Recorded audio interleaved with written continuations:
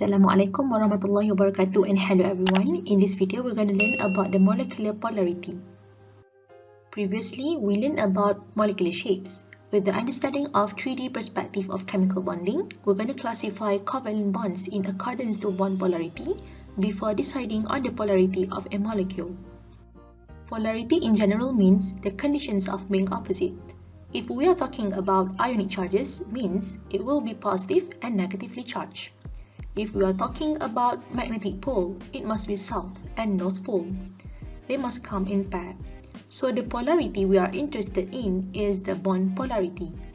Bond polarity is a useful concept to describe the sharing of electron between atoms by checking the electronegativity difference in a covalent bond. There are two types of bond polarity, which are polar and nonpolar. Given hydrogen chloride as an example of polar bond, hydrogen and chlorine are located in group 1 and group 17 respectively. When two atoms are connected in a covalent bond, we will denote them by using partially positive on hydrogen and partially negative on chlorine to show the difference in electronegativity. So the difference in electronegativity will result in unequal distributions of electrons. So this is the definitions of a polar bond. While for non-polar bond, we will use Cl2 as an example. Since it's just two chlorine sharing of electrons and their electronegativity is the same, means the electron distributions must be equal. Now we're going to look at important terms you need to know to be able to determine molecular polarity.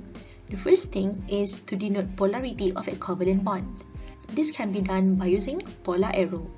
This polar arrow should be pointing towards a more electronegative atom, and it will tell you about the bond dipoles.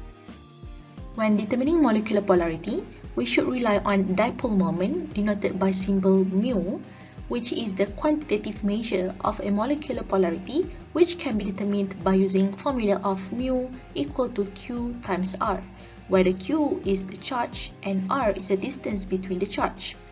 But for our syllabus, we didn't cover for the quantitative measure. Instead, we use resultant dipole moment, which can be determined from molecular shapes of a molecule and their bond polarity. Here are the guidelines to classify polar molecule and nonpolar molecule. You will basically be given a molecule to start with, and from that molecule, do some checking whether they are tally with all the requirements or not. So central atom of a polar molecule usually has lone pair on it. When a central atom contains lone pair, it will create electron pair repulsions either between lone pair electrons or lone pair bonding pair electrons, which obviously has greater repulsions than one with no lone pair. This will result the shape to be asymmetrical, but there's an exception to only these two cases, which are XeF2 with linear geometry and XeF4 with square planar geometry. The exception is applied due to symmetrical shape that they possess. We'll look at it in a bit. Even if the central atom has no lone pair, check for its terminal atoms. If terminal atoms are different from one another, they can also give rise to a symmetrical shape. This is due to polar arrow for each bond is different for each element due to different electronegativity. So, if you have both more electronegative and less electronegative atoms in a molecule, you must expect the bond dipoles are not equal. The polar arrow is very important because it will determine the resultant dipole moment of a molecule. Any asymmetrical shape detected either caused by lone pair or different terminal atoms will result in mu is not equal to 0. This mu is not equal to 0 is due to different bond dipoles that cannot be cancelled out with each other.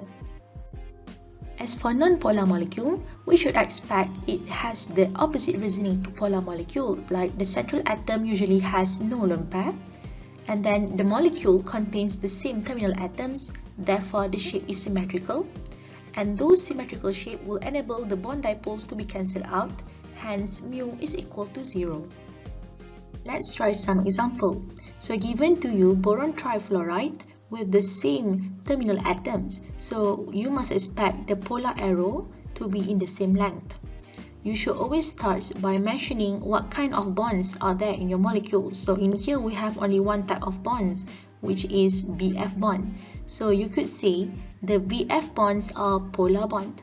Even though they are polar bonds, it is not necessarily for them to be polar molecules, so you must always check the bond dipoles.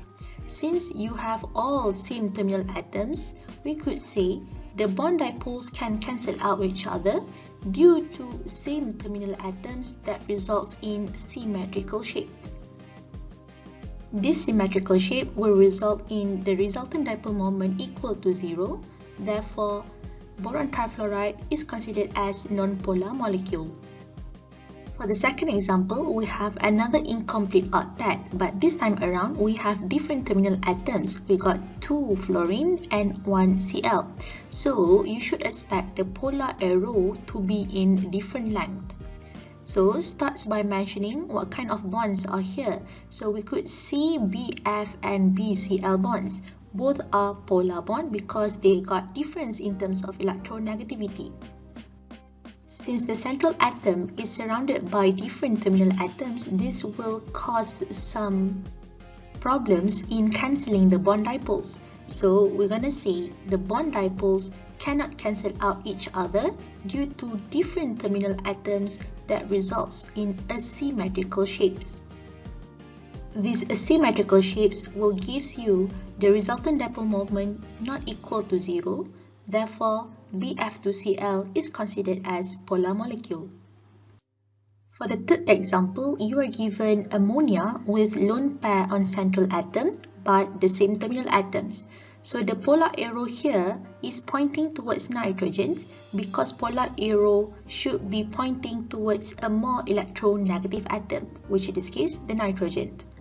So we got only one type of bond in here, the nitrogen and hydrogen bond. So we could say nitrogen and hydrogen got different in terms of its electronegativity, so they are polar bond. Even though ammonia got all same terminal atoms, but the bond dipoles cannot cancel out each other due to the presence of lone pair electrons on central atom. So this lone pair electron will cause greater repulsions on the bonding pair electrons. Therefore, a symmetrical shape is formed. Lastly, we know from the asymmetrical shapes, the resultant dipole moment is not equal to 0. Ammonia is a polar molecule.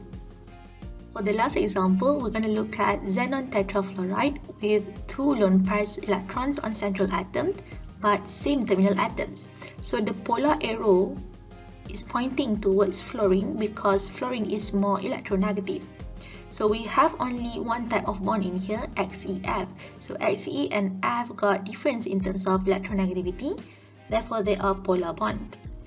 Even though the central atom has lone pair on it, but the repulsions between lone pairs is minimized if they lie on opposite sides of the Xe atom, so leaving only the 4 equatorial pairs as bonding pair electrons.